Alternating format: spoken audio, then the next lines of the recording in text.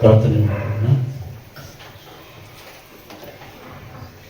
ನಮ್ಮನ್ನು ಬಹಳವಾಗಿ ಪ್ರೀತಿ ಮಾಡುವ ನಮ್ಮ ಪರಮ ತಂದೆಯಾದ ದೇವರೇ, ಸ್ವಾಮಿ, ನಮ್ಮ ಜೀವಿತ ಕಾಲದಲ್ಲಿ ನಮಗೆ ಮತ್ತೊಂದು ದಿನವನ್ನು ನೋಡ ಮಾಡಿ ಸ್ವಾಮಿ ನಿನ್ನ ಆಲಯಕ್ಕೆ ನಮ್ಮನ್ನೆಲ್ಲ ಕರೆತಂದು ಸ್ವಾಮಿ ನಿನ್ನ ವಾಕ್ಯದಲ್ಲಿ ನಾವು ಸ್ವಲ್ಪ ಸಮಯವನ್ನು ಕಳೀಲಿಕ್ಕಾಗುವಾಗೆ ನಮಗೆ ಕೃಪೆಯನ್ನು ಅನುಗ್ರಹಿಸಿಕೊಟ್ಟಿದ್ದಕ್ಕಾಗಿ ನಿನಗೆ ನಾವು ಸ್ತೋತ್ರವನ್ನು ಸಲ್ಲಿಸುವರಾಗಿದ್ದೇವೆ ತಂದೆ.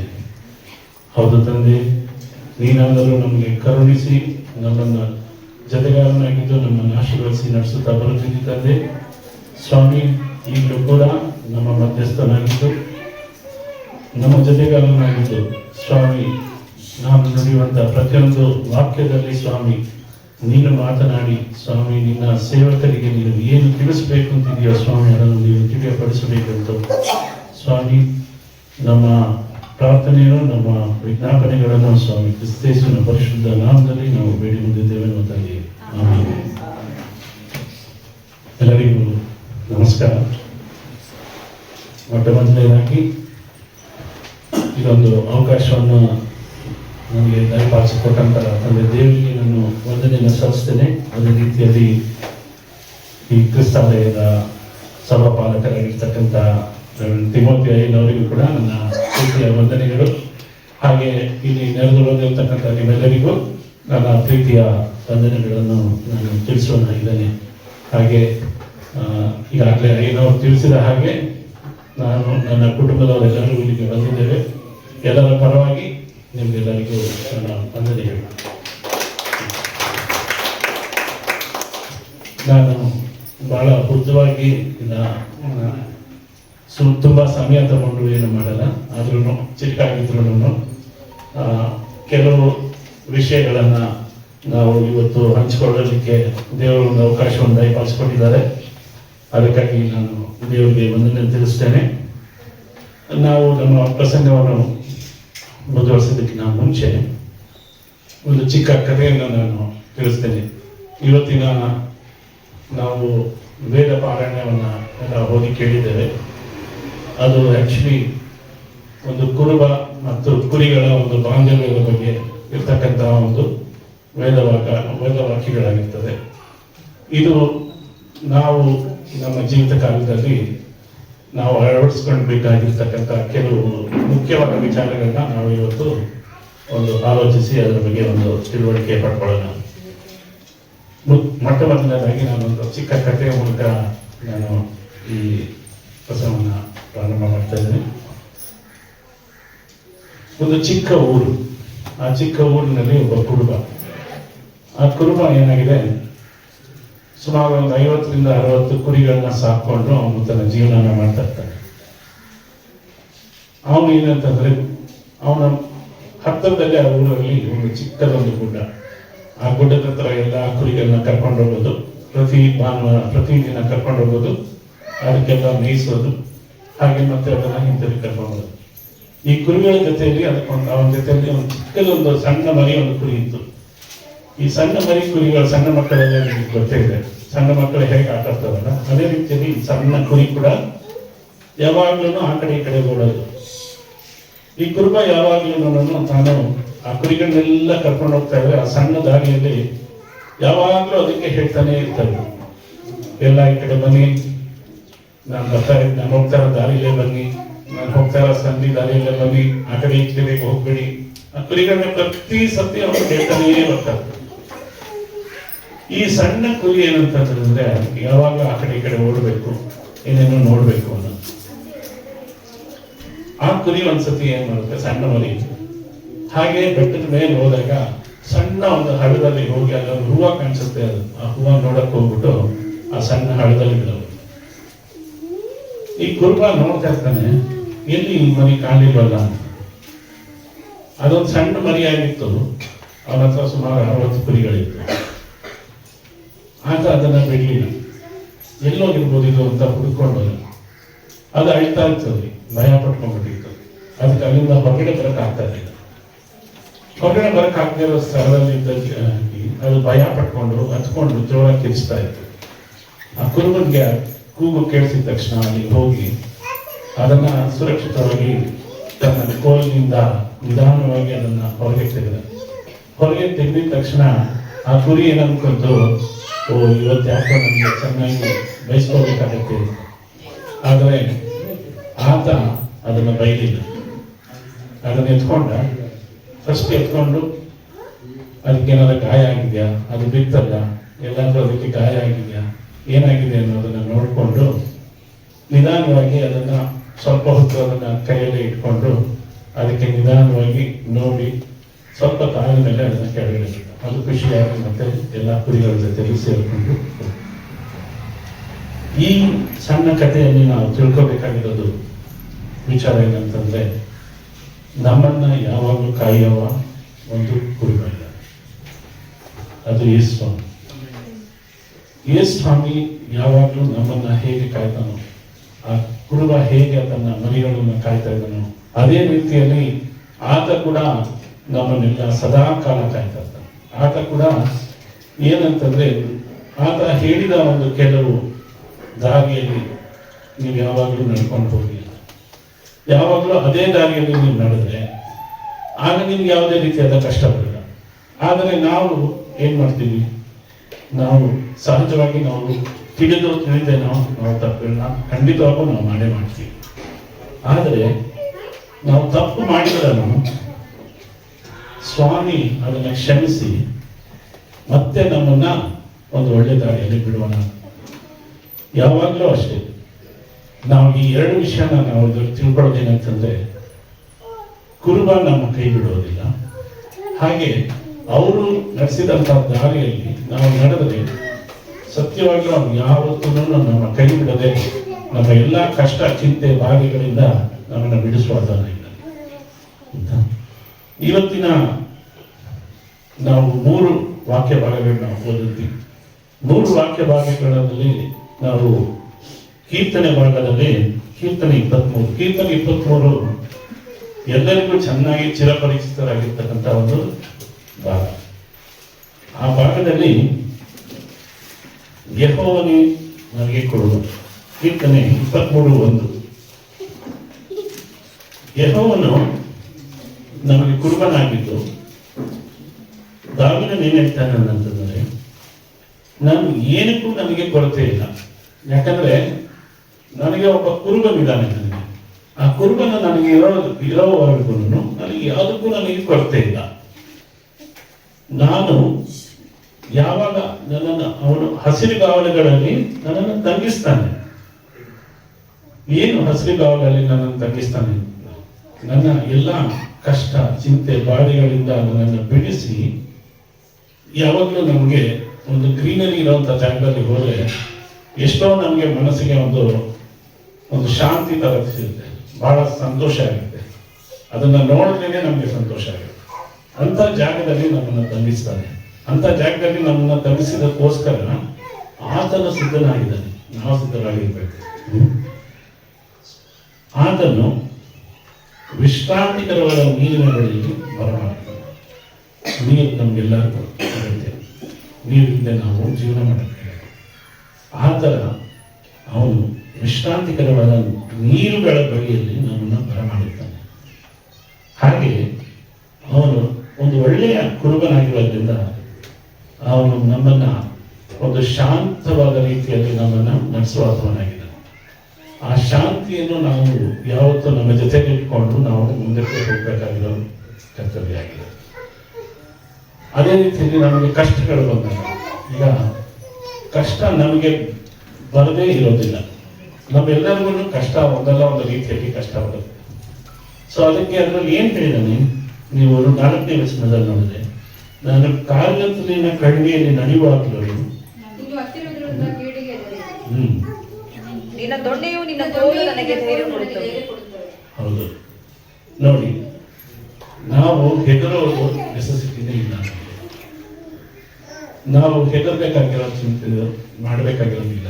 ಯಾಕಂದ್ರೆ ನಮಗೆ ಆತನು ಒಂದು ಕರ್ತವ್ಯಲ್ಲೂ ಸಹ ನಮ್ಮ ಜೊತೆಗಾರನಾಗಿದ್ದು ನಮ್ಮನ್ನು ನಡೆಸುವಾತವನಾಗಿದ್ದಾನೆ. ಹಾಗಾದ್ರೆ ನಾವು ಯಾರನ್ನ ನಂಬಬೇಕು? ನಾವು ಕೆಲವರು ಮನುಷ್ಯರನ್ನ ನಂಬಬೇಕಾ, ಇಲ್ಲ ನಾವು ನಮಗೆ ಒಂದು ಒಳ್ಳೆ ಕುರುಬನನ್ನು ದೇವರು ಕೊಟ್ಟಿರ್ಬೇಕಾದ್ರೆ ಆತನನ್ನು ನಂಬಬೇಕಾ, ಆತನ ಕೊಟ್ಟಿರ್ತಕ್ಕಂಥ ಒಂದು ಒಳ್ಳೆ ಮಾರ್ಗದಲ್ಲಿ ನಾವು ನಡಿಬೇಕಾ ಅನ್ನೋದು ನಾವು ಬಹಳ ಮುಖ್ಯವಾಗಿ ಯೋಚನೆ ಮಾಡಬೇಕಾಗಿದ್ದು. ನಾವು ಮುಂದಿನ ಭಾಗದಲ್ಲಿ ಈಗ ಎಹೆಜ್ಕೇಲನ ಪ್ರವಾದನೆ ಗ್ರಂಥ ನಾವು ಓದಿದ್ವಿ. ಅಲ್ಲಿ 34ನೇ ಅಧ್ಯಾಯ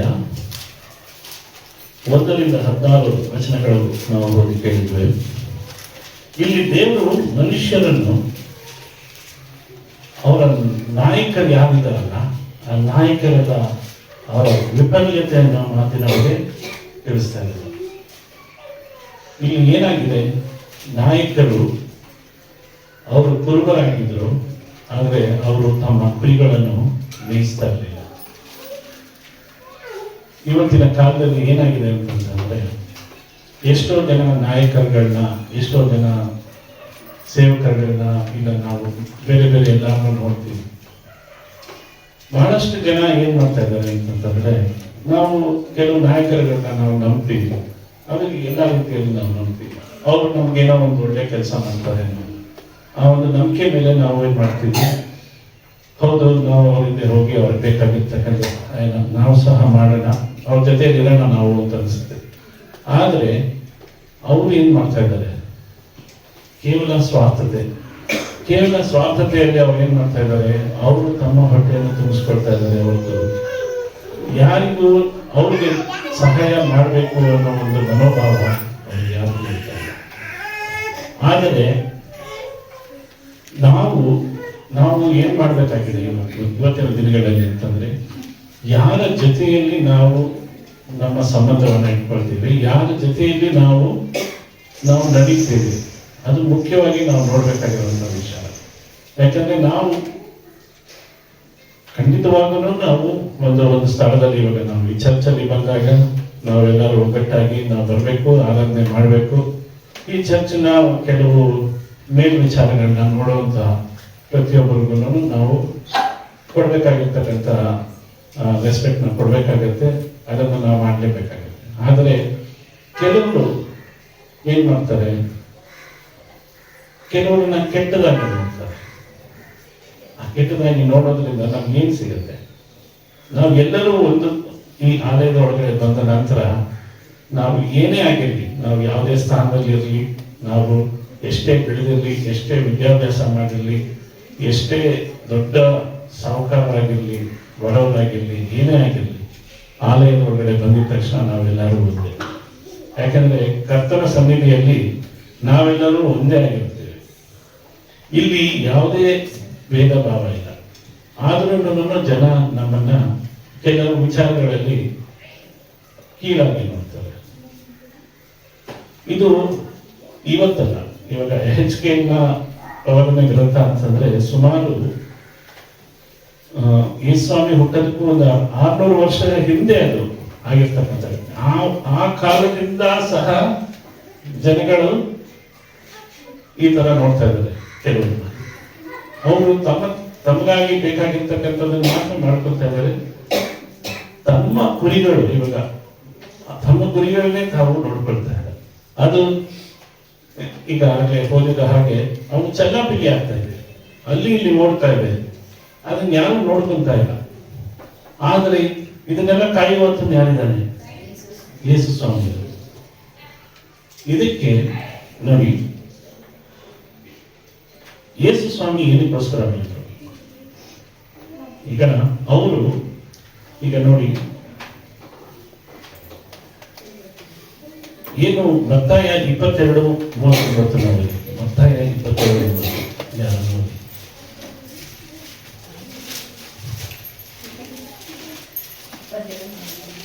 ಮತ್ತಾಯ 22:39.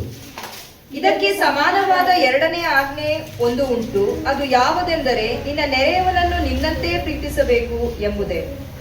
ಈ ಎರಡು ಆಜ್ಞೆಗಳು ಎಲ್ಲಾ ಧರ್ಮಶಾಸ್ತ್ರಕ್ಕೂ ಪ್ರವಾದನ ಗ್ರಂಥಕ್ಕೂ ಆಧಾರವಾಗಿವೆ ಎಂದು ಹೇಳಿದನು. ಸೊ ನಿನ್ನ ನೆರೆಯವರನ್ನು ನಿನ್ನಂತೆ ಪ್ರೀತಿಸು, ಎಂತ ಒಂದು ಮುಖ್ಯವಾದ ವಾಗ್ದಾನ ನಮಗೆ ದೇವರು ಕೊಟ್ಟಿದ್ದಾರೆ. ನಮ್ಮ ನೆರೆಯವರು ಅಂತಂದ್ರೆ ಯಾರು? ನಾವು ಕೇವಲ ನಮ್ಮ ಮನೆಯಲ್ಲಿ ನಮ್ಮ ಪಕ್ಕದಲ್ಲಿರ್ತಕ್ಕಂಥ ನೇಬರ್ಸ್ ಆಗಲಿ, ಅವ್ರ ರಾಜ್ಯ ಅಲ್ಲ. ನಾವು ಒಂದು ಜಾಗದಲ್ಲಿ ಬಂದಾಗ, ಇದೇ ಸ್ಥಳದಲ್ಲಿ ಇಲ್ಲೆಲ್ಲ ಗುಂಪಾಗಿ ಒಟ್ಟಾಗಿ ನಾವು ಒಂದು ಆರೋಗ್ಯ ಮಾಡ್ಲಿಕ್ಕೆ ಬಂದಾಗ ಪರಸ್ಪರವಾಗಿ ಒಬ್ಬರನ್ನೊಬ್ರು ನಾವು ಪ್ರೀತಿಯಿಂದ ನೋಡ್ಬೇಕು. ಒಬ್ಬರ ಜೊತೆಯಲ್ಲಿ ಒಬ್ರು ಪ್ರೀತಿಯಿಂದ ಮಾತಾಡಬೇಕು, ಒಬ್ಬರ ಜೊತೆಯಲ್ಲಿ ಒಬ್ರು ಪ್ರೀತಿಯಿಂದ ನಡ್ಕೋಬೇಕು. ಆ ಪ್ರೀತಿಯಿಂದ ನಡ್ಕೊಳ್ಳೋದ್ ಮೂಲಕ ನಾವು ದೇವರು ನಮ್ಗೆ ಕೊಟ್ಟಿರ್ತಕ್ಕಂಥ ವಾಗ್ದಾನದ ಪ್ರಕಾರ ನಾವು ನಡೀತಾ ಇರ್ತೀವಿ.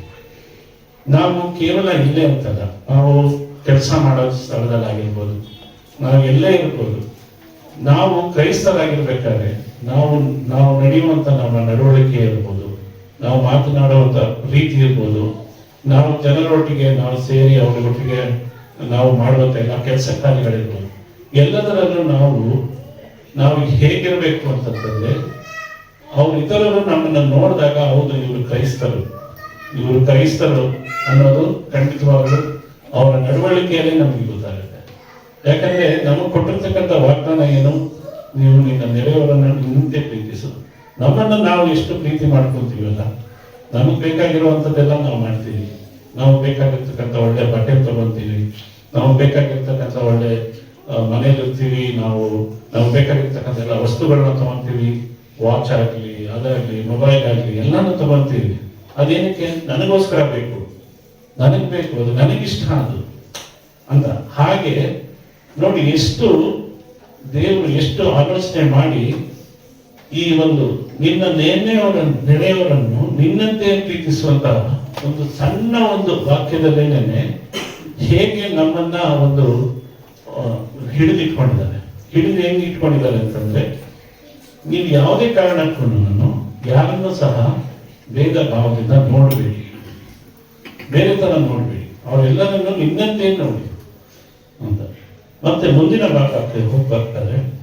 ಯಾರಾದ್ರೂ ಯೋಹಾನ 21:15-17 ಓದಿ. ಯೋಹಾನ 21:15-17.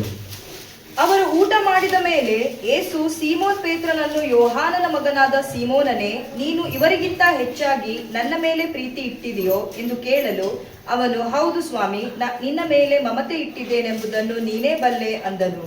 ಆತನು ಅವನಿಗೆ, ನನ್ನ ಕುರಿಮರಿಗಳನ್ನು ಮೇಯಿಸು ಎಂದು ಹೇಳಿದನು. ಆತನು ತಿರುಗಿ ಎರಡನೆಯ ಸಾರಿ ಅವನನ್ನು, ಯೋಹಾನನ ಮಗನಾದ ಸೀಮೋನನೇ, ನನ್ನ ಮೇಲೆ ಪ್ರೀತಿ ಇಟ್ಟಿದೆಯೋ ಎಂದು ಕೇಳಲು ಅವನು, ಹೌದು ಸ್ವಾಮಿ, ನಿನ್ನ ಮೇಲೆ ಮಮತೆ ಇಟ್ಟಿದ್ದೇನೆಂಬುದನ್ನು ನೀನೇ ಬಲ್ಲೆ ಅಂದನು. ಆತನು ಅವನಿಗೆ, ನನ್ನ ಕುರಿಗಳನ್ನು ಕಾಯು ಎಂದು ಹೇಳಿದನು. ಆತನು ಮೂರನೆಯ ಸಾರಿ, ಯೋಹಾನನ ಮಗನಾದ ಸೀಮೋನನೇ, ನನ್ನ ಮೇಲೆ ಮಮತೆ ಇಟ್ಟಿದೆಯೋ ಎಂದು ಕೇಳಿದನು. ಮೂರನೆಯ ಸಾರಿ ಆತನು ನನ್ನ ಮೇಲೆ ಮಮತೆ ಇಟ್ಟಿದೆಯೋ ಎಂದು ತನ್ನನ್ನು ಕೇಳಿದ್ದಕ್ಕೆ ಪೇತ್ರನು ದುಃಖಪಟ್ಟು, ಸ್ವಾಮಿ, ನೀನು ಎಲ್ಲಾ ಬಲ್ಲೆ, ನಿನ್ನ ಮೇಲೆ ನಾನು ಮಮತೆ ಇಟ್ಟಿದ್ದೇನೆಂಬುದು ನಿನಗೆ ತಿಳಿದಿದೆ ಅಂದನು. ಇಲ್ಲಿ ನೋಡಿ, 3 ಸರ್ತಿ ಪೇತ್ರನಿಗೆ ಸ್ವಾಮಿ ಹೇಳಿದ್ದೇನಂತಂದ್ರೆ, ಹೋಗಿ ನನ್ನ ಕುರಿಗಳನ್ನು ನೀನು ಮೇಯಿಸು. ಈ ಮೂಲಕ ನಮ್ಗೆ ಏನ್ ತಿಳಿಸ್ತಾ ಇದ್ದಾರೆ ಅಂತಂದ್ರೆ, ನಾವು ಪ್ರತಿಯೊಬ್ಬರಿಗೆ ಒಂದು ಜವಾಬ್ದಾರಿಯನ್ನು ಕೊಟ್ಟಿರೋದು. ಏನ್ ಜವಾಬ್ದಾರಿ? ಅದೇನು ಅಂತಂತಂದ್ರೆ, ನಾವು ಹೇಗೆ ಪರಸ್ಪರ ಒಬ್ಬರೊಬ್ಬರು ನಾವು ಪ್ರೀತಿ ಮಾಡ್ತೀವೋ ಅದೇ ರೀತಿಯಲ್ಲಿ ಅವರನ್ನ ನಾವು ಸಂತೈಸಿಕೊಂಡು ಅವ್ರ ಜೊತೆ ಇರಬೇಕು. ಈಗ ನಮ್ಮ ಜವಾಬ್ದಾರಿ ಅಂತ ಕೊಟ್ಟಾಗ ನಾವೇನ್ ಮಾಡ್ತೀವಿ? ಈಗ ನಾವು ಕೆಲಸ ಕಾರ್ಯದಲ್ಲಿ ನಮ್ಗೆ ಜವಾಬ್ದಾರಿನ ಕೊಡ್ತಾರೆ, ಅದನ್ನ ನಾವು ಅಚ್ಚುಕಟ್ಟಾಗಿ ಮಾಡ್ತೀವಿ. ಯಾಕಂದ್ರೆ ತಿಂಗಳ ಕೊನೆಯಲ್ಲಿ ನಮ್ಗೆ ಸಂಬಳ ಬರಬೇಕು. ಇಲ್ಲ ಅಂತಂದ್ರೆ, ನಾವು ಸರಿಯಾಗಿ ಮಾಡಿಲ್ಲ ಅಂತಂದ್ರೆ ನಮ್ಗೆ ಸಂಬಳ ಕೊಡಲ್ಲ. ಅದಕ್ಕೋಸ್ಕರ ನಾವೇನ್ ಮಾಡ್ತೀವಿ? ಅದನ್ನ ಮಾತ್ರ ನಾವು ಅಚ್ಚುಕಟ್ಟಾಗಿ ಮಾಡ್ತೀವಿ. ಅದೇ ರೀತಿಯಲ್ಲಿ ದೇವರು ನಮಗೊಂದು ಕೆಲಸನ ಕೊಟ್ಟಿದ್ದಾನೆ. ಏನು? ನಿನ್ನ ಕುರಿಗಳನ್ನು ನೀನು ಮೇಯಿಸು. ಕುರಿಗಳನ್ನು ನೀನು ಮೇಯಿಸು ಅಂತಂದ್ರೆ, ಅದು ಅಧಿಕಾರದಲ್ಲಿರುವವರು, ಇಲ್ಲ ಅಂತಂದ್ರೆ ನಾಯಕರಾಗಿರ್ಬೋದು, ಅವ್ರು ಯಾರೇ ಇರ್ಬೋದು, ಅವ್ರು ಏನ್ ಮಾಡಬೇಕಾಗಿತ್ತು? ಅವರು ತಮ್ಮ ಕುರಿ ಹಿಂಡನ್ನ ಚೆನ್ನಾಗಿ ನೋಡ್ಕೋಬೇಕು. ಅದು ದೇವರು ನಮ್ಗೆ ಕೊಟ್ಟಿರ್ತಕ್ಕಂಥ ಒಂದು ಅವಕಾಶ. ಎಲ್ಲರ ಜೊತೆಯಲ್ಲಿ ನೀನು ಚೆನ್ನಾಗಿದ್ದು ಅವರನ್ನು ನೋಡ್ಕೊಂಡು, ಅವ್ರ ಕಷ್ಟದಲ್ಲಿದ್ರೆ ಅವ್ರಿಗೋಸ್ಕರ ನೀನು ಸಹಾಯ ಮಾಡು. ನೀನು ಕೈಲಾಗಿರೋ ಸಹಾಯ ಮಾಡು. ನೀನು ಒಳ್ಳೆ ರೀತಿಯಲ್ಲಿ ಅವ್ರ ಜೊತೆಯಲ್ಲಿ ಮಾತನಾಡು, ಅವ್ರಿಗೋಸ್ಕರ ಪ್ರಾರ್ಥನೆ ಮಾಡು. ಅವರನ್ನ ಒಂದು ಒಳ್ಳೆ ರೀತಿಯಲ್ಲಿ ನೀನು ಮಾತನಾಡಿಸಿ ಅವರಿಗೆ ಸಂತೈಸಿ ನೀನು ನಡೆಸಿದ್ರೆ ಸಾಕು. ಮುಂದಿನ ದಿನಗಳಲ್ಲಿ ದೇವರು ನೀನು ಮಾಡಿರ್ತಕ್ಕಂಥ ಒಳ್ಳೆ ಕಾರ್ಯಕ್ಕೆ ನಿನಗೆ ಪ್ರತಿಫಲವಾಗಿ ಖಂಡಿತವಾಗಿಯೂ ನಿನಗೆ ಬೇಕಾಗಿರ್ತಕ್ಕಂಥ ಪ್ರತಿಫಲ ಅವ್ರು ಕೊಟ್ಟೇ ಕೊಡ್ತಾರೆ. ಓಕೆ, ದೇವರ ವಾಗ್ದಾನ ಏನಿದೆ ಅಂತಂತಂದ್ರೆ, ಮನುಷ್ಯರು ನಮ್ಮನ್ನು ಕೈ ಬಿಟ್ಟರು, ದೇವರು ನಮ್ಮನ್ನು ಕೈ ಬಿಟ್ಟಿಲ್ಲ. ಆತನು ತನ್ನ ಕುರಿಗಳನ್ನು ಯಾವಾಗಲೂ ಆತನೇ ನೋಡ್ಕೊಂತಾನೆ. ಯಾಕಂದ್ರೆ ಈಗ ನೋಡಿ, ಆತನು ಖಂಡಿತವಾಗ್ಲೂ ನಮ್ಮ ಮಧ್ಯದಲ್ಲಿ ಬರ್ತಾನೆ. ಹೇಗೆ ಆ ಕುರುಬನು ಆ ಸಣ್ಣ ಕುರಿ ಮರಿ ಕಳ್ಕೊಂಡು ಹೋದಾಗ, ಅದೆಲ್ಲ ಹೋಗಿ ಒಂದು ಹಳ್ಳದಲ್ಲಿ ಬಿದ್ದಾಗ ಆತನು ಅಲ್ಲಿ ಬಿಡ್ಲಿಲ್ಲ ಅದನ್ನ. ಹೇಗೆ ಅವನು ಬಂದು ಆ ಸಣ್ಣ ಕುರಿ ಮರಿಗಾದ್ರೂ ಪರವಾಗಿಲ್ಲ ಅದನ್ನ ಹುಡುಕಿ ಅದನ್ನ ಆ ಹಳ್ಳದಿಂದ ತೆಗೆದ, ಹೇಗೆ ಅವನ ಆ ಹಳ್ಳದಿಂದ ತೆಗೆದ, ಅದೇ ರೀತಿಯಲ್ಲಿ ದೇವರು ಸಹ ನಮ್ಮ ಜೊತೆಗಾರನಾಗಿದ್ದು ನಾವು ಎಲ್ಲೇ ಒಂದು ಕಷ್ಟದಲ್ಲಿದ್ದರೂ ಖಂಡಿತವಾಗ್ಲೂ ಆತನು ನಮ್ಮನ್ನ ಕೈ ಬಿಡದೆ ನಡೆಸುವಾತನಾಗಿದ್ದಾನೆ.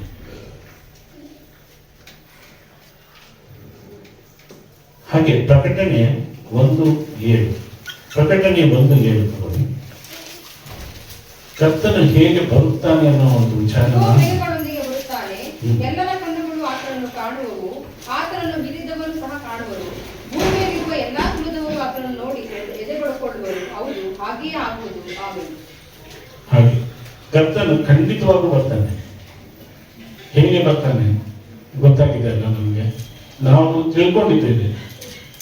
ಈಗ ತಿಳ್ಕೊಂಡಿದ್ದಾಗ ಆತನ ಒಂದಲ್ಲ ಒಂದು ದಿನ ನಮ್ಮ ಜೊತೆಗೆ ಬರ್ತಾನೆ, ನಾವು ಸಹ ಅವ್ರ ಜೊತೆಗಾರನಾಗಿ ಇರ್ತೀವಿ, ನಾವು ನೋಡ್ತೀವಿ ಅನ್ನೋದು ನಮಗೆ ತಿಳಿದುಕೊಂಡು ಕೂಡ ನಾವು ಯಾಕೆ ನಾವು ನಮ್ಮ ಕುರಿಗಳನ್ನು ನಾವು ಮೇಯಿಸದೇ ಇರಬೇಕು. ಯಾಕಂದ್ರೆ ಇಲ್ಲಿ ಮುಖ್ಯವಾಗಿ ನಾವು ಏನ್ ನೋಡ್ಬೇಕು ಅಂತಂದ್ರೆ, ನೋಡಿ ಯೋಹಾನ 14:3 ನೋಡಿ, ಯೋಹಾನ 14:3. ನಾನು ಹೋಗಿ ನಿಮಗೆ ಸ್ಥಳವನ್ನು ಸಿದ್ಧ ಮಾಡಿದ ಮೇಲೆ ತಿರುಗಿ ಬಂದು ನಿಮ್ಮನ್ನು ಕರೆಕೊಂಡು ಹೋಗಿ ನನ್ನ ಬಳಿಗೆ ಸೇರಿಸಿಕೊಳ್ಳುವೆನು. ಯಾಕಂದರೆ ನಾನಿರುವ ಸ್ಥಳದಲ್ಲಿ ನೀವು ಸಹ ಇರಬೇಕು ಮತ್ತು ನಾನು ಹೋಗುವ ಸ್ಥಳದ ಮಾರ್ಗವು ನಿಮಗೆ ತಿಳಿದದೆ ಅಂದನು. ಅಲ್ಲಿ ಯಾಕಂದ್ರೆ ನಾನಿರುವ ಸ್ಥಳದಲ್ಲಿ ನೀವು ಸಹ ಇರಬೇಕು ಅಂತ ಒಂದು ವಾಗ್ದಾನ ಕೊಟ್ಟಿದ್ದಾರೆ ದೇವರು.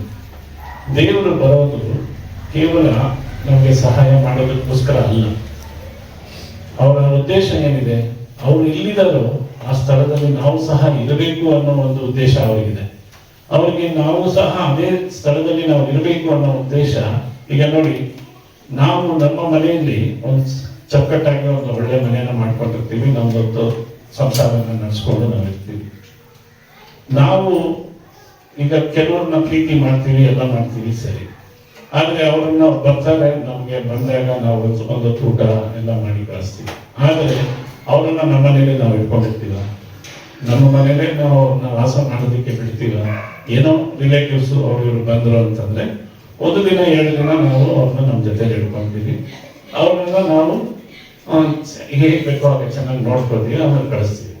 ಆದ್ರೆ ತಂದೆ ದೇವರು ಏನ್ ವಾಗ್ದಾನ ಕೊಡ್ತಾ ಇದ್ದಾರೆ, ಅವ್ರು ಏನ್ ಕೊಟ್ಟಿದ್ದಾರೆ ಅಂತಂದ್ರೆ, ನಾನು ವಾಸ ಮಾಡ್ತಾ ಇರೋ ಸ್ಥಳದಲ್ಲಿ ನಿಮಗೆ ಸಹ ಅಲ್ಲಿ ಬಿಡಾರಗಳನ್ನ ಉಂಟು ಮಾಡಿ ನಿಮಗೆ ಸಹ ನಾನು ಸ್ಥಳವನ್ನ ಸಿದ್ಧ ಮಾಡಿ ಇಟ್ಟಿರ್ತೇನೆ, ಅಲ್ಲಿ ನೀವು ಬಂದು ತಂಗಿಸ್ಬೋದು. ಆ ತರ ಒಂದು ಒಳ್ಳೆ ರೀತಿಯಲ್ಲಿ ನಮ್ಮನ್ನ ಕಾಯುವಂತ ಕುರುಬನ್ನು ಕೇವಲ ನಮ್ಮನ್ನ ಇವತ್ತಿನ ದಿನದಲ್ಲಿ ನಮ್ಮ ಕಷ್ಟದಲ್ಲಾಗಲಿ ನಮ್ಮ ಚಿಂತೆಯಲ್ಲಾಗಲಿ ಅದನ್ನು ನೋಡ್ತಾ ಇಲ್ಲ. ಮುಂದಿನ ದಿನಗಳಲ್ಲಿ ಕೂಡ ಅವನು ನಮ್ಮನ್ನ ಜೊತೆಲಿ ಇಟ್ಕೋಬೇಕು ಅನ್ನೋ ಒಂದು ಉದ್ದೇಶದಲ್ಲಿ ಆತನು ಒಳ್ಳೆ ವಾಗ್ದಾನವನ್ನು ಕೊಟ್ಟಿದ್ದಾನೆ. ಹಾಗೆ ಆತನು ಪೂರ್ಣ ಆರೈಕೆ ಮಾಡುವಂತನಾಗಿದ್ದಾನೆ. ದೇವರು ಯಾವಾಗಲೂ ನಮಗೆ ಪೂರ್ಣವಾಗಿ ಆರೈಕೆ ಮಾಡುವಂತನಾಗಿದ್ದಾನೆ. ಕಳೆದು ಹೋದವರನ್ನು ಆತನು ಹುಡುಕುತ್ತಾನೆ. ಹಾಗೆ ದಾರಿ ತಪ್ಪಿದವರನ್ನು ಅವನು ಹಿಂತಿರುಗಿ ಕರೆತರ್ತಾನೆ. ಗಾಯಗಳನ್ನು ಸರಿ ಮಾಡ್ತಾನೆ. ಹಾಗೆ ಬಲಹೀನರನ್ನು ಬಲಪಡಿಸುತ್ತಾನೆ. ದೇವರು ಯಾವಾಗಲೂ ನಮ್ಮನ್ನು ಎಲ್ಲಾ ರೀತಿಯಲ್ಲಿ ನಮ್ಮ ಎಲ್ಲಾ ಕಷ್ಟಗಳಲ್ಲಿ ನಮಗೆ ಸಂತೈಸುವಾತನಾಗಿದ್ದಾನೆ. ಹಾಗೆ ನಾವು 3ನೇ ಭಾಗದಲ್ಲಿ ಬಂದಾಗ ನಾವು 1ನೇ ಪೇತ್ರ 5ನೇ ಅಧ್ಯಾಯದ 1-11 ವಚನಗಳನ್ನ ನಾವು ಓದ್ಕೊಂಡ್ವಿ. ಇಲ್ಲಿ ಏನಾಗುತ್ತೆ ಅಂತಂದ್ರೆ ನಮ್ಮ ಜವಾಬ್ದಾರಿ ಮತ್ತು ಎಚ್ಚರಿಕೆ ಮಾತುಗಳನ್ನ ಕೊಡ್ತಾ ಇದ್ದೀವಿ. ಇಷ್ಟೊತ್ತು ನಾವು ನಮಗೆ ದೇವರು ಯಾವ ರೀತಿಯಲ್ಲಿ ನಮ್ಮನ್ನ ಸಂತೈಸ್ತಾರೆ, ಆತನ ಕುರುಬನಾಗಿಟ್ಕೊಂಡು ನಮ್ಮನ್ನು ಯಾವ ರೀತಿಯಲ್ಲಿ ನಮಗೆ ಸಹಾಯಕನಾಗಿದ್ದು ನಮ್ಮನ್ನು ನಡೆಸ್ತಾನೆ ಅನ್ನೋದನ್ನ ತಿಳ್ಕೊಂಡ್ವಿ. ಆದರೆ ನಮ್ಮ ಜವಾಬ್ದಾರಿ ಏನು, ನಾವು ಅದಕ್ಕೆ ಯಾವ ರೀತಿಯಲ್ಲಿ ನಮ್ಮ ಜವಾಬ್ದಾರಿಯನ್ನ ನಾವು ಸ್ಪಂದಿಸಬೇಕು. ಈಗ ನೀವು ಮತ್ತಾಯ 20:28 ಓದಿ. ಮತ್ತಾಯ 20:28. ಹಾಗೆಯೇ ಮನುಷ್ಯ ಕುಮಾರನು ಸೇವೆ ಮಾಡಿಸಿಕೊಳ್ಳುವುದಕ್ಕೆ ಬರಲಿಲ್ಲ, ಸೇವೆ ಮಾಡುವುದಕ್ಕೂ ಅನೇಕರನ್ನು ಬಿಡಿಸಿಕೊಳ್ಳುವುದಕ್ಕಾಗಿ ತನ್ನ ಪ್ರಾಣವನ್ನು ನೀಡಿಕೊಡುವುದಕ್ಕೂ ಬಂದನು ಎಂದು ಹೇಳಿದನು. ಈಗ ಮನುಷ್ಯ ಕುಮಾರನು ಸೇವೆ ಮಾಡಿಸ್ಕೊಳ್ಳೋದಕ್ಕೆ ಬರಲಿಲ್ಲ, ಆತನು ಸೇವೆ ಮಾಡೋದಕ್ಕೋಸ್ಕರ ಬಂದಿದ್ದಾನೆ. ನಾವು ಆತನನ್ನು ಹಿಂಬಾಲಿಸುವವರಾಗಿದ್ದಾಗ ನಾವೇನ್ ಮಾಡಬೇಕು? ನಾವು ಸಹ ಸೇವೆನೇ ಮಾಡಬೇಕು. ನಾವು ಸೇವೆ ಮಾಡೋದ್ರಲ್ಲಿ ಯಾವುದೇ ರೀತಿಯಾದ ಹಿಂದೇಟನ್ನು ನಾವು ಮಾಡಬಾರ್ದು. ಯಾಕಂದ್ರೆ ನಮಗೆ ದೇವರು ಕೊಟ್ಟಿರ್ತಕ್ಕಂಥ ಒಂದು ಒಳ್ಳೆ ಅವಕಾಶ ಅಂತಂತಂದ್ರೆ ನಮ್ಮ ಕೈಲಾಗುವಂತ ನಾವು ಸೇವೆನ ನಾವು ಮಾಡಬೇಕು. ಅದು ಎಲ್ಲೇ ಇರಲಿ, ನಾವು ಕೆಲಸದ ಸ್ಥಳದಲ್ಲಿರ್ಬೋದು, ದೇವಾಲಯದಲ್ಲಂತೂ ನಾವು ಖಂಡಿತವಾಗ್ಲೂ ನಮ್ಮ ಸೇವೆನ ನಾವು ಮಾಡಲೇಬೇಕು. ದೇವಾಲಯದಲ್ಲಿ ನಾವು ಮುಖ್ಯವಾಗಿ ಎಷ್ಟು ಸೇವೆನ ಮಾಡ್ತೀವೋ ಅಷ್ಟು ದೇವರಿಗೆ ಅದು ಒಂದು ಒಳ್ಳೆ ಆತನ ಒಂದು ಒಳ್ಳೆ ಸೇವಕನು ಅಂತ ನಾವು ಖಂಡಿತವಾಗ್ಲೂ ಅವರು ನೋಡ್ತಾರೆ, ನಿಮಗೆ ಆಶೀರ್ವಾದವನ್ನು ಮಾಡೇ ಮಾಡ್ತಾರೆ. ಅದೇ ರೀತಿಯಲ್ಲಿ ನಾವು ಯಾವುದೇ ಕೆಲಸ ಕಾರ್ಯಗಳಲ್ಲಿ ನಾವು ಏನೇ ಕೆಲಸ ಮಾಡ್ತಾ ಇರಲಿ, ಎಲ್ಲ ಕೆಲಸ ಕಾರ್ಯಗಳಲ್ಲಿ ನಾವು ಸೇವೆ ಮನೋಭಾವನ ಇಟ್ಕೊಂಡಿರ್ಬೇಕು. ಯಾಕಂದ್ರೆ ದೇವರೇ ಹೇಳಿದ್ದಾರೆ, ಆತನೇ ಬಂದಿರೋದು ಸೇವೆ ಮಾಡಿಸ್ಕೊಳ್ಳೋದಕ್ಕಲ್ಲ, ಸೇವೆ ಮಾಡೋದಕ್ಕೋಸ್ಕರ ಅಂತ. ಆತನೇ ಸೇವೆ ಮಾಡೋದಕ್ಕೋಸ್ಕರ ಬಂದಾಗ ಆತನ ಹಿಂಬಾಲಕರಾಗಿ ನಾವು ನಮ್ಮ ಕೆಳಗಡೆ ನಾವು ಸೇವಕರನ್ನ ಇಟ್ಕೊಂಡು ಅದನ್ನ ಸೇವೆ ಮಾಡಿಸ್ಕೊಳ್ಳೋದು. ಇಲ್ಲಿ ಮನೇಲಿಗೇನೋ ಒಂದು ಕೆಲಸಕ್ಕಾಗಿ ಕೆಲಸದವನ್ನ ಇಟ್ಕೊಂಡಿರ್ತೀವಿ, ಅದು ಬೇರೆ ವಿಚಾರ. ಆದ್ರೆ ಕೆಲವರು ಏನ್ ಮಾಡ್ತಾರೆ, ಎಲ್ಲಾ ತಿಳ್ಕೊಂಡು ಸಹ ಒಂದು ಬೇರೆ ರೀತಿಯಲ್ಲಿ ನೋಡ್ತಾರೆ ಜನನ. ಅವ್ರ ಬಗ್ಗೆ ಎಲ್ಲ ತಿಳಿದಿದ್ರು ಸಹ ಅವ್ರನ್ನ ಬೇರೆ ರೀತಿಯಲ್ಲಿ ನೋಡ್ತಾರೆ. ಅದು ತಪ್ಪು. ಆತರ ಮಾಡಬಾರ್ದು. ಆತರ ಮಾಡಬಾರ್ದು ಅನ್ನೋ ಒಂದು ಉದ್ದೇಶಕ್ಕಾಗಿ ದೇವರು ಏನಂತ ಹೇಳಿದ್ದಾರೆ, ನಾನು ಸೇವಕನಾಗಿ ನಾನು ಸೇವೆ ಮಾಡೋದಕ್ಕೋಸ್ಕರ ಬಂದಿದ್ದೀನಿ, ಆಗಿ ನಾನು ಸೇವೆ ಮಾಡಿಸ್ಕೊಳ್ಳೋದಕ್ಕಲ್ಲ, ನಾನು ಸೇವೆ ಮಾಡಿಸ್ಕೊಳ್ಳೋದಕ್ಕಲ್ಲ ಬಂದಿರೋದು. ಎಷ್ಟೋ ಜನ ಏನಂತಾರೆ, ಹೌದು ಅವ್ರೊಂದು ಸ್ವಲ್ಪ ಬೆಳೆದಿದ ತಕ್ಷಣ ಅವರ ನಡವಳಿಕೆ ಆಗಿರ್ಬೋದು, ಅವರ ಒಂದು ಆಟಿಟ್ಯೂಡ್ ಆಗಿರ್ಬೋದು, ಅದೆಲ್ಲ ಬಹಳಷ್ಟು ಬದಲಾವಣೆಗಳಾಗುತ್ತೆ. ಆದರೆ ನಾವು ಯಾವುದೇ ಎತ್ತರಕ್ಕೆ ಬೆಳೆದ್ರು ಕೂಡ ಈ ಒಂದು ವಾಕ್ಯನ ನಾವು ಯಾವತ್ತೂ ತಿಳ್ಕೊಂಡಿರ್ಬೇಕು. ಯಾಕಂದ್ರೆ ಈ ಒಂದು ವಾಕ್ಯನ ನಾವು ಯಾವಾಗಲೂ ನಮ್ಮ ಮನಸ್ಸಲ್ಲಿ ಇಟ್ಕೊಂಡಿದ್ರೆ ಅವಾಗ ನಮ್ಮ ಮನಸ್ಸು ಯಾವಾಗಲೂ ಹೌದು ಇಷ್ಟೇ ಬೆಳೆದ್ರು ನಾವು ಸ್ವಾಮಿಗಿಂತ ದೊಡ್ಡವರಂತೂ ಆಗಿರಕ್ಕೆ ಸಾಧ್ಯ ಇಲ್ಲ. ಸ್ವಾಮಿನೇ ಏನೇ ಬಂದಿದ್ದಾರೆ, ಸ್ವಾಮಿ ಬಂದಿರೋದು ಸೇವೆ ಮಾಡೋದಕ್ಕೋಸ್ಕರ, ಮಾಡಿಸ್ಕೊಳ್ಳೋದಕ್ಕಲ್ಲ. ಹಾಗಾಗಿ ನಾವು ಸಹ ಅದೇ ರೀತಿಯಲ್ಲಿ ಇರಬೇಕು ಅನ್ನೋ ಒಂದು ಪರಿಜ್ಞಾನ ನಮಗೂ ಇರುತ್ತೆ.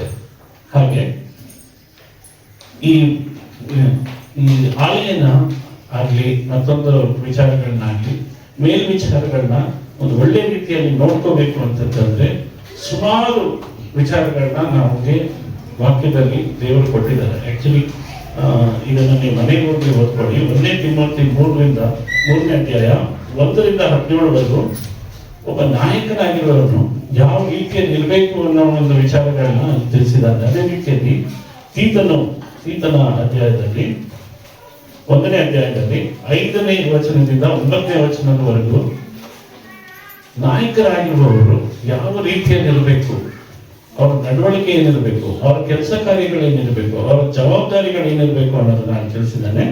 ಈಗ ಅದರಲ್ಲಿ ನಾನು ಮುಂದುವರಿದಾಗ ಈಗ ಲೂಕನ ಬರೆದ ಸುವಾರ್ತೆಯಲ್ಲಿ 6ನೇ ಅಧ್ಯಾಯ 35ನೇ ವಚನ ನೋಡಿ. ಲೂಕನ ಬರೆದ ಸುವಾರ್ತೆ 6ನೇ ಅಧ್ಯಾಯ 35ನೇ ವಚನ. ನೀವಾದರೂ ನಿಮ್ಮ ವೈರಿಗಳನ್ನು ಪ್ರೀತಿಸಿ ಅವರಿಗೆ ಉಪಕಾರ ಮಾಡಿರಿ, ಧೈರ್ಯವನ್ನು ಬಿಡದೆ ಸಾಲ ಕೊಡಿರಿ.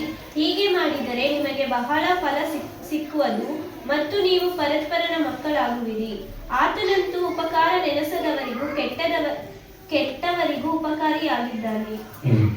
ನೋಡಿ, ದೇವರು ಯಾರನ್ನು ಸಪರೇಟ್ ಮಾಡ್ತಾ ಇಲ್ಲ. ಯಾರನ್ನೂ ಸಪರೇಟ್ ಆಗಿ ನೋಡ್ತಾ ಇಲ್ಲ. ನೀವು ನಿಮ್ಮ ವೈರಿಗಳನ್ನು ಪ್ರೀತಿಸಿ ಅಂತ. ವೈರಿಗಳಂತಂದ್ರೆ ಯಾರು? ಇವತ್ತಿನ ದಿನಗಳಲ್ಲಿ ನಾವು ಯಾವ ರೀತಿಯಾದ ವೈರಿಗಳನ್ನ ನಾವು ನೋಡ್ತಾ ಇದ್ದೀವಿ. ಕೆಲವರು ಏನು ಅನ್ಕೋತಾರೆ, ಇಲ್ಲ ಇವರು ನಮ್ಮ ಜೊತೆಲಿ ಒಳ್ಳೆ ರೀತಿಯಲ್ಲಿ ನಡ್ಕೊಳ್ಳಿಲ್ಲ, ಅವ್ರು ಯಾಕೋ ನಮ್ಮ ಕಂಡ್ರೆ ಇವ್ರಿಗೆ ಇಷ್ಟ ಇಲ್ಲ, ಅಲ್ಲೇ ಒಂದು ಸಣ್ಣ ವೈರತ್ವ ಬಂದ್ಬಿಟ್ಟಿರುತ್ತೆ. ನಾನು ಅದ್ರ ಬಗ್ಗೆ ಮಾತಾಡ್ತಾ ಇಲ್ಲ.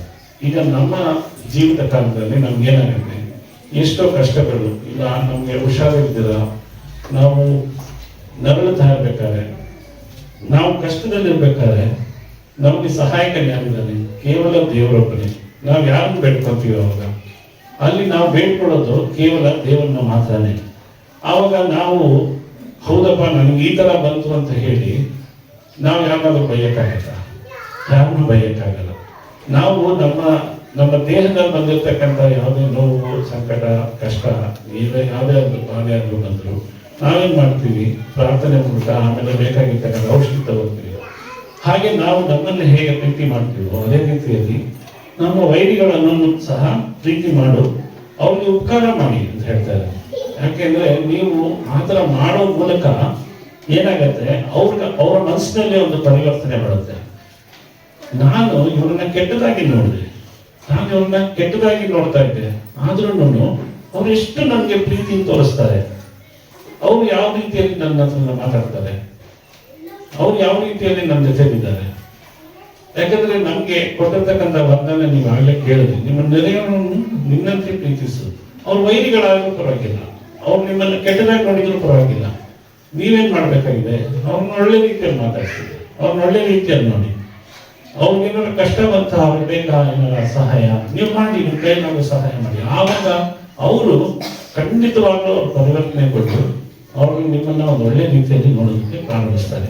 ಹಾಗೆ ರೋಮಾಪುರದವರಿಗೆ ಬರೆದ ಪತ್ರಿಕೆ 12ನೇ ಅಧ್ಯಾಯ 10ನೇ ವಚನ ತೆಗೆಯಿರಿ.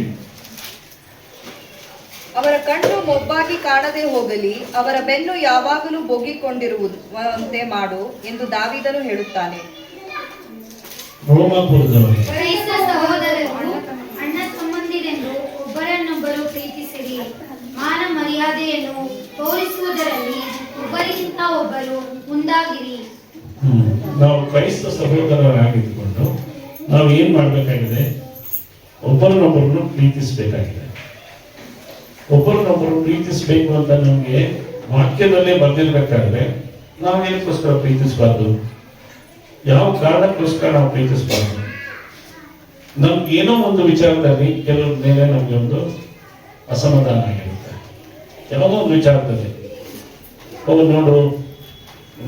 ಅವ್ರು ನೋಡು ಹಾಗೆ, ಅವ್ರು ಹೀಗೆ ಅಂತ ಕೆಲವು ವಿಚಾರಗಳಲ್ಲಿ ನಾವು ಮಾತಾಡೋದಿದೆ. ಆದ್ರೆ ಆ ಅಸಮಾಧಾನ ನೀವು ಕಾಲ ಎಲ್ಲ ಅದೇ ಅಸಮಾಧಾನದಲ್ಲಿ ಇರಕ್ಕಾಗತ್ತಾ? ಆಗತ್ತಾ? ಇಲ್ಲ ತಾನೆ. ಹಾಗಾಗಿ ದೇವರು ಏನ್ ಹೇಳ್ತಾ ಇದ್ದಾರೆ, ನೀವು ಕ್ರೈಸ್ತ ಸಹೋದರರು ಅಣ್ಣ ತಮ್ಮಂದಿರೊಂದಿಗೆ ಒಬ್ಬರನ್ನೊಬ್ಬರು ಪ್ರೀತಿಸಿದ ಹಾಗೆ ಅಣ್ಣ ತಮ್ಮಂದಿರ ತರ ನೀವು ಪ್ರೀತಿಸಬೇಕು. ಹಾಗೆ ಗಲಾತ್ಯದವರ ಬರೆದ ಪತ್ರಿಕೆ 5ನೇ ಅಧ್ಯಾಯ 15ನೇ ವಚನ ತೆಗೆಯಿರಿ. ಗಲಾತ್ಯದವರಿಗೆ ಬರೆದ ಪತ್ರಿಕೆ 5ನೇ ಅಧ್ಯಾಯ 15ನೇ ವಚನ. ಆದರೆ ನೀವು ಒಬ್ಬರನ್ನೊಬ್ಬರು ಕಚ್ಚಿ ಅರಕೊಂಡು ನುಂಗುವವರಾದರೆ ಒಬ್ಬರಿಂದೊಬ್ಬರು ನಾಶವಾದಿರಿ ನೋಡಿರಿ. ಇಲ್ಲಿ ನಮ್ಗೆ ಒಂದು ಎಚ್ಚರಿಕೆ ಮಾತುಕೊಡ್ತಾ ಇದ್ದಾರೆ. ಏನ್ ಎಚ್ಚರಿಕೆ ಮಾತುಕೊಡ್ತಾ ಇದ್ದಾರೆ? ನೀವು ಒಬ್ಬರನ್ನೊಬ್ಬರು ಪ್ರೀತಿ ಮಾಡದೆ ನೀವು ಬೇರೆ ರೀತಿಯಲ್ಲೇ ನೋಡ್ಕೊಂಡಿದ್ದರೆ ನೀವೇನಾಗ್ತೀರಿ? ನೀವು ನಾಶವಾಗ್ತೀರಿ. ಅಲ್ಲಿ ಒಂದು ಎಚ್ಚರಿಕೆ ಮಾತನ್ನ ದೇವರು ನಮ್ಗೆ ಸ್ಪಷ್ಟವಾಗಿ ಕೊಡ್ತಾ ಇದ್ದಾರೆ. ಆದ್ರೂ ಇಲ್ಲಿ ಸ್ಪಷ್ಟವಾಗಿ ನೀವು ಒಬ್ಬರೊಬ್ಬರು ಪ್ರೀತಿಸಿ ಅಂತ ಹೇಳಿದ್ರು ನಾವು ಪ್ರೀತಿಸಲ್ಲ. ನಾವೇನ್ ಮಾಡ್ತೀವಿ? ಇನ್ನೂ ಆ ದ್ವೇಷನ ಮುಂದುವರ್ಸ್ಕೊಂಡು ಹೋಗ್ತೀವಿ. ಆದ್ರೆ ಆ ಮುಂದುವರ್ಸ್ಕೊಂಡು ಹೋದ್ರೆ ನೀವು ಏನಾಗ್ತೀರಿ ಅನ್ನೋದನ್ನ ಗಲಾತ್ಯದಲ್ಲಿ ಸ್ಪಷ್ಟವಾಗಿ ನಮಗೆ ತಿಳಿಯಪಡಿಸಿದ್ದಾರೆ. ಹಾಗಾಗಿ ನಾವು ಒಂದು ಮಾದರಿಯ ಜೀವನವನ್ನು ನಾವು ಮುಂದಿನ ದಿನಗಳಲ್ಲಿ ಮಾಡಬೇಕು. ಆದರೆ ಏನಂತಂದ್ರೆ ಜನರ ಮೇಲೆ ನಾವು ಅಧಿಕಾರವನ್ನು ಚಲಾಯಿಸಿದೆ, ಒಬ್ಬರನ್ನೊಬ್ಬರು ನೋಡಿ ದ್ವೇಷ ಪಡದೆ, ಅವರನ್ನ ನೀನು ಹಾಗೆ ನೀನು ಹೀಗೆ ಅಂತ ಒಬ್ಬರನ್ನೊಬ್ರು ಮಾತಾಡದೆ ನಾವೇನ್ ಮಾಡಬೇಕು, ಒಬ್ಬರನ್ನೊಬ್ರು ಸಂತೈಸ್ಕೊಂಡು ಪ್ರೀತಿಯಿಂದ ಅವರು ಏನೋ ಒಂದು ಕೆಟ್ಟದ ರೀತಿಯಲ್ಲಿ ನಿಮ್ಮನ್ನ ಮಾತಾಡಿರ್ಬೋದು, ಇಲ್ಲ ಏನಾದ್ರು ಒಂದು ಹೇಳಿರ್ಬೋದು, ಅವ್ರು ಏನಾದ್ರು ಹೇಳಿರಿ ಪರವಾಗಿಲ್ಲ, ಅವ್ರನ್ನ ಕ್ಷಮಿಸಿ ನೀವು ಒಂದು ಅವ್ರ ಜೊತೆಯಲ್ಲಿ ನೀವು ಒಂದು ಒಳ್ಳೆ ರೀತಿಯಲ್ಲಿ ನಿಮ್ಮ ನಡವಳಿಕೆಯನ್ನು ನೀವು ಮುಂದಿನ ದಿನಗಳಲ್ಲಿ ನಡೆಸ್ಕೊಂಡು ಹೋದ್ರೆ ಆಗ ಅವರು ಕೂಡ ಪರಿವರ್ತನೆ ಹೊಂದ್ಕೊಂಡು ಅವರನ್ನು ಒಳ್ಳೆ ರೀತಿಯಲ್ಲಿ ಇರ್ತಾರೆ. ನಾವು ದೀನತೆಯಿಂದ ಇರಬೇಕು. ಯಾವಾಗಲೂ ನಮ್ಮ ದೀನತೆ ಹೇಗಿರ್ಬೇಕು ಅಂತಂತಂದ್ರೆ, ನಾವು ಎಷ್ಟು ದೀನತೆಯಿಂದ ಇರ್ತೀವೋ ಅದನ್ನ ಅವ್ರು ನೋಡು ನಾನು ಅವ್ರನ್ನ ಅಷ್ಟು ಹೀನವಾಗಿ ನೋಡಿದ್ರು ಸಹ ಅವರು ಎಷ್ಟು ದೀನತೆಯಿಂದ ಇದ್ದಾರೆ, ಹೇಗೆ ಇದು ಸಾಧ್ಯ? ಯಾಕಂದ್ರೆ ನಾವು ಯಾವಾಗ್ಲೂ ದೇವರನ್ನ ನಂಬಿಕೊಂಡು ಅಲ್ಲಿ ಪ್ರಾರ್ಥನೆ ಮಾಡಿಕೊಂಡು ದೇವರ ವಾಕ್ಯಗಳ ಮೂಲಕ ನಾವು ಏನು ಮಾಡಬೇಕು ಅನ್ನೋದನ್ನ ತಿಳ್ಕೊಂಡು ನಾವು ಅದನ್ನು ಮಾಡ್ಕೊಂಡಿದ್ರೆ ಖಂಡಿತವಾಗ್ಲೂ ದೇವರು ಯಾವಾಗಲೂ ನಮ್ಮನ್ನ ಕೈ ಬಿಡದೆ ಯಾವಾಗಲೂ ಆತನ ಕುರುಬನಾಗಿಟ್ಕೊಂಡು ನಮ್ಮನ್ನು ನಡೆಸುವನಾಗಿದ್ದಾನೆ. ಹಾಗೆ ನಮ್ಮ ಚಿಂತೆಗಳು ನಮ್ಮ ಮಧ್ಯೆ ಬರುತ್ತೆ. ಆ ಚಿಂತೆಗಳನ್ನೆಲ್ಲ ನಾವೇನ್ ಮಾಡ್ಬೇಕು, ಆತನಿಗೆ ಒಪ್ಪಿಸ್ಕೊಡೋಣ. ನಮ್ಗೆ ಕಷ್ಟ ಆಗ್ಬೋದು, ಕೆಲವು ಸಮಯದಲ್ಲಿ ಕೆಲವರನ್ನ ಕ್ಷಮಿಸೋದಕ್ಕೆ ಬಹಳ ಕಷ್ಟ ಆಗ್ಬೋದು, ಆದ್ರೂ ಪರವಾಗಿಲ್ಲ. ನೀವೇನ್ ಮಾಡಿ ಅದನ್ನ ಕ್ಷಮಿಸಿ ಬಿಟ್ಟು ಪ್ರಾರ್ಥನೆ ಮೂಲಕ ದೇವರೊಟ್ಟಿಗೆ ಮಾತನಾಡಿ. ಪ್ರಾರ್ಥನೆ ಎಂಬ ಒಂದು ಒಳ್ಳೆಯ ಒಂದು ಟೂಲ್ನ ನಮಗೆ ದೇವರು ಕೊಟ್ಟಿದ್ದಾನೆ. ಅದರಿಂದ ನಾವು ದೇವರೊಟ್ಟಿಗೆ ನಾವು ಪರ್ಸನಲ್ ಆಗಿ ನಾವು ಮಾತಾಡೋದಕ್ಕೆ ಒಂದು ಅವಕಾಶ ಇದೆ. ನಾವು ಪ್ರಾರ್ಥನೆನ ನಾವು ಎಲ್ಲರೊಟ್ಟಿಗೆನೆ ಮಾಡಬೇಕು ಅನ್ನೋದೇನಿಲ್ಲ. ನಾವು ಪರ್ಸನಲ್ ಆಗಿ ನಾವು ಯಾವಾಗ ಪ್ರಾರ್ಥನೆ ಮಾಡ್ತೀವಲ್ಲ ಆಗ ಖಂಡಿತವಾಗಲೂ ದೇವರು ನಮ್ಮ ಪ್ರಾರ್ಥನೆನ ಕೇಳ್ತಾನೆ. ಸೊ ನೀವು ನಿಮ್ಮ ಚಿಂತಾಭಾರಗಳನ್ನು ಆತನಿಗೆ ಒಪ್ಪಿಸ್ಕೊಡಿ. ಆತನ ಖಂಡಿತವಾಗೂ ನಿಮ್ಮನ್ನ ಕಾಯುವಂತನಾಗಿದ್ದಾನೆ. ಹಾಗೆ ಆತನ ಮೇಲೆ ಭರವಸೆ ಇರಬೇಕು. ಯಾವಾಗ್ಲೂ ನಾವೇನ್ ಮಾಡ್ಬೇಕು, ನಮ್ಮ ಪ್ರಾರ್ಥನೆ ವಿಜ್ಞಾಪನೆಗಳನ್ನ ಆತನಿಗೆ ಕೊಟ್ಟಿದ ತಕ್ಷಣ ನಮಗೆ ಉತ್ತರ ಸಿಗತ್ತೆ ಅನ್ನೋದನ್ನ ನಾವು ಎದುರು ನೋಡಬಾರ್ದು. ಯಾಕಂದ್ರೆ ತಕ್ಕ ಸಮಯದಲ್ಲಿ ಮಾತ್ರನೇ ದೇವರು ನಮ್ಗೆ ಖಂಡಿತವಾಗೂ ಒಳ್ಳೆ ಉತ್ತರನ ಕೊಟ್ಟೇ ಕೊಡ್ತಾನೆ. ಅದು ಇವತ್ತು ಇಲ್ಲ, ನಾಳೆನೇ ಆಗ್ಬೋದು, ಇಲ್ಲ ಒಂದು ವರ್ಷ ಆದ್ಮೇಲೆ ಆಗ್ಬೋದು. ಆದ್ರೆ ನಮ್ಮ ಚಿಂತ ಭಾರಗಳನ್ನು ಆತನಿಗೆ ಪ್ರಾರ್ಥನೆ ಮೂಲಕ ನಾವು ಸತತವಾಗಿ ಖಂಡಿತವಾಗ್ಲೂ ನಾವು ಒಂದು ಒಳ್ಳೆ ರೀತಿಯಲ್ಲಿ ಪ್ರಾರ್ಥನೆ ಮಾಡ್ಕೊಂಡು ಎಲ್ಲರೊಟ್ಟಿಗೆ ಒಂದು ಒಳ್ಳೆ ರೀತಿಯಲ್ಲಿ ನಮ್ಮ ನಡವಳಿಕೆಯನ್ನು ಇಟ್ಕೊಂಡು ನಾವು ಹೋಗ್ತಾ ಇದ್ರೆ ಖಂಡಿತವಾಗ್ಲೂ ಇವತ್ತನ್ನ ನಾಳೆ ದೇವರು ನಮ್ಮ ಪ್ರಾರ್ಥನೆ ಕೇಳ್ತಾರೆ. ಆಮೇಲೆ ಎಷ್ಟೋ ಜನ ಅನ್ಕೋಬಹುದು, ನಾನು ಎಷ್ಟೋ ವರ್ಷಗಳಿಂದ ಮಾಡ್ತಾ ಇದ್ದೀನಿ ಆ ಪ್ರಾರ್ಥನೆನ, ಎಷ್ಟೋ ವರ್ಷಗಳಿಂದ ನಾನು ಇದೇ ಪ್ರಾರ್ಥನೆನ ಮಾಡ್ತಾ ಇದ್ದೀನಿ, ನಾನು ಕೇಳ್ತಾ ಇದ್ದೀನಿ, ಒಂದೇ ಒಳ್ಳೆ ರೀತಿಯಲ್ಲಿ ಇದ್ದೀನಿ, ನಾನು ದೀನತೆಯಿಂದಾನೇ ಇರ್ತೀನಿ, ನಾನು ಎಲ್ಲೂ ಕೆಟ್ಟದಾಗಿ ಯಾರನ್ನೂ ನೋಡಲ್ಲ, ಆದ್ರೂ ನನ್ಗೆ ಯಾಕೆ ಸ್ವಾಮಿ ನನಗೆ ಇನ್ನೂ ಯಾವುದೇ ರೀತಿಯ ಆಶೀರ್ವಾದ ನನಗೆ ಕೊಟ್ಟಿಲ್ಲ ಅಂತ. ಆದರೆ ದಯವಿಟ್ಟು ನೀವು ಆ ಥರ ಒಂದು ಪರಿಸ್ಥಿತಿ ಬಂದಾಗ ನೀವು ಆ ನಂಬಿಕೆನ ಮಾತ್ರ ದಯವಿಟ್ಟು ಕಳ್ಕೋಬೇಕು. ಯಾಕಂದ್ರೆ ನೀವು ನಂಬಿಕೆಯಿಂದ ನೀವು ಮಾಡುವಂತ ಪ್ರಾರ್ಥನೆ ಖಂಡಿತವಾಗೂ ಅದಕ್ಕೆ ಪ್ರತಿಫಲ ಬಂದೇ ಬರುತ್ತೆ. ದೇವರು ಇವತ್ತೆಲ್ಲ ನಾಳೆ ಅದಕ್ಕೆ ಉತ್ತರ ಕೊಡ್ತಾರೆ. ಆದರೆ ಅದಕ್ಕಾಗಿ ಒಂದು ತಕ್ಕ ಸಮಯ ಇದೆ. ಆ ಸಮಯದಲ್ಲಿ ನೀವು ಯೋಚಿಸುವುದಕ್ಕಿಂತಲೂ ನೀವು ಯಾವ ರೀತಿಯಲ್ಲಿ ಆತನು ನಿಮ್ಮನ್ನು ಆಶೀರ್ವದಿಸ್ತಾನೆ ಅಂತ ತಿಳಿಯೋದಕ್ಕೆ ಆಗಲ್ಲ. ಆ ರೀತಿಯಲ್ಲಿ ನಿಮ್ಮನ್ನು ಆಶೀರ್ವದಿಸಿ ನಿಮ್ಮನ್ನು ಎದುರಿಸ್ತಾನೆ. ಹಾಗಾಗಿ ಈ ದಿನ ನಾವೇನ್ ಮಾಡಿದ್ವಿ, ಒಬ್ಬ ಕುರಿ ಮತ್ತು ಕುರುಬನ್ ಅವರ ಒಂದು ಬಾಂಧವ್ಯದಿಂದ ಹಿಡಿದು ನಾವು ನಮ್ಮ ನಡವಳಿಕೆಗಳಲ್ಲಿ ಯಾವ ರೀತಿಯಲ್ಲಿ ಇರಬೇಕು, ಆತನ ನಡೆಸಿದಂತ ನಾವು ಮಾರ್ಗದಲ್ಲಿ ನಾವು ಯಾವ ರೀತಿ ನಡಿಬೇಕು ಅನ್ನೋದನ್ನು ತಿಳ್ಕೊಂಡು, ಮತ್ತೆ ನಮ್ಮ ಜವಾಬ್ದಾರಿಗಳು ಏನು, ಹೇಗೆ ನಾವು ಒಬ್ಬರನ್ನೊಬ್ಬರು ಪರಸ್ಪರವಾಗಿ ಪ್ರೀತಿಸಿಕೊಂಡು ಅವ್ರ ಜೊತೆಯಲ್ಲಿ ನಾವು ಒಂದು ಅನ್ಯೋನ್ಯತೆಯಿಂದ ಇರಬೇಕು ಅನ್ನೋದನ್ನ ತಿಳಿಸೋದಕ್ಕಾಗಿ ದೇವರು ಈ ವಾಕ್ಯಗಳನ್ನ ಆಶೀರ್ವದಿಸಲಿ ಅಂತ ಕೇಳಿಕೊಂಡು ನಾನು ಇಲ್ಲಿಗೆ ಇದನ್ನು ಮುಗಿಸ್ತೇನೆ. ಎಲ್ಲರೂ ಪ್ರಾರ್ಥನೆ ಮಾಡೋಣ. ಸ್ವಾಮಿ, ಸ್ವಲ್ಪ ಸಮಯಗಳ ಕಾಲ ನಾವು ನಿಮ್ಮ ವಾಕ್ಯದ ಮೂಲಕ ನಾವು ಒಂದು ಒಳ್ಳೆಯ ರೀತಿಯಲ್ಲಿ ನಾವು ಈ ಲೋಕದಲ್ಲಿ ನಡೀಲಿಕ್ಕೆ ಆಗುವ ಹಾಗೆ ನಮಗೆ ಕೃಪೆಯನ್ನು ಅನುಗ್ರಹಿಸಿಕೊಟ್ಟಿದ್ದಕ್ಕಾಗಿ ನಿಮಗೆ ಸ್ತೋತ್ರ ಸ್ವಾಮಿ. ಅಪ್ಪ ತಂದೆ, ಹೌದು ತಂದೆ, ನೀನು ನಮ್ಮನ್ನು ಎಷ್ಟು ಪ್ರೀತಿ ಮಾಡಿ ನಮ್ಮನ್ನು ಆಶೀರ್ವದಿಸಿ ನಡೆಸುತ್ತಾ ಬರುತ್ತಿದ್ದೆ ಸ್ವಾಮಿ. ನಮ್ಮ ಕಷ್ಟ ಚಿಂತೆ ಬಾಧೆಗಳನ್ನು ಕೇಳುವಾಗುವನಾಗಿದೆ ಸ್ವಾಮಿ. ಸ್ವಾಮಿ, ನಮ್ಮನ್ನು ಕೈ ಬಿಡದೆ ಸ್ವಾಮಿ ನೀನು ಒಂದು ಒಳ್ಳೆ ಕುರುಬನಾಗಿದ್ದು ನಮ್ಮನ್ನು ಕಾಯುವಾತವನಾಗಿದ್ದೆ ಸ್ವಾಮಿ. ಅದಕ್ಕಾಗಿ ನಿಮಗೆ ಸ್ತೋತ್ರಪ್ಪ. ಅಪ್ಪ, ಇದೇ ರೀತಿಯಲ್ಲಿ ಸ್ವಾಮಿ ಮುಂದಿನ ದಿನಗಳಲ್ಲೂ ಕೂಡ ಸ್ವಾಮಿ ನೀನು ನಮ್ಮ ಜೊತೆಗಾರನಾಗಿದ್ದು ನಮ್ಮನ್ನು ಒಂದು ಒಳ್ಳೆಯ ರೀತಿಯಲ್ಲಿ ಆಶೀರ್ವದಿಸಿ ನಡೆಸುತ್ತೆ ಅಂತ ನಾವು ನಂಬಿದ್ದೇವೆ ಸ್ವಾಮಿ. ಸ್ವಾಮಿ, ನಾವು ಪರಸ್ಪರ ಒಬ್ಬರನ್ನೊಬ್ಬರು ಪ್ರೀತಿ ಮಾಡಿಕೊಂಡು ಸ್ವಾಮಿ ಎಲ್ಲರ ಜೊತೆಯಲ್ಲಿ ನಾವು ಒಂದು ಒಳ್ಳೆಯ ರೀತಿಯಲ್ಲಿ ಇದ್ದು ಸ್ವಾಮಿ ಈ ಲೋಕದಲ್ಲಿ ನಾವು ಸ್ವಾಮಿ ನಮ್ಮ ಮೂಲಕ ಸ್ವಾಮಿ ನಿನ್ನನ್ನು ಲೋಕಕ್ಕೆ ತಿಳಿಯಪಡಿಸುವ ಹಾಗೆ ಸ್ವಾಮಿ ನಮ್ಮನ್ನು ನಡೆಸಬೇಕು ಅಂತ ಸ್ವಾಮಿ ಈವರೆಗೂ ನೀನು ನಮ್ಮನ್ನು ನಡೆಸಿದಾತನು ಮುಂದೆ ಕೂಡ ನಮ್ಮ ಜೊತೆಗಾರನಾಗಿದ್ದು ನಮ್ಮನ್ನು ನಡೆಸುತ್ತೆ ಅಂತ ನಂಬಿ ಸ್ವಾಮಿ ಪ್ರಾರ್ಥನೆಯನ್ನು ಸ್ವಾಮಿ ನಾವು ಕ್ರಿಸ್ತೇಶ್ವರನ ಪರಿಶುದ್ಧ ನಾಮದಲ್ಲಿ ನಾವು ಹೇಳಿ ಬಂದಿದ್ದೇವೆ. ಆಮೆನ್.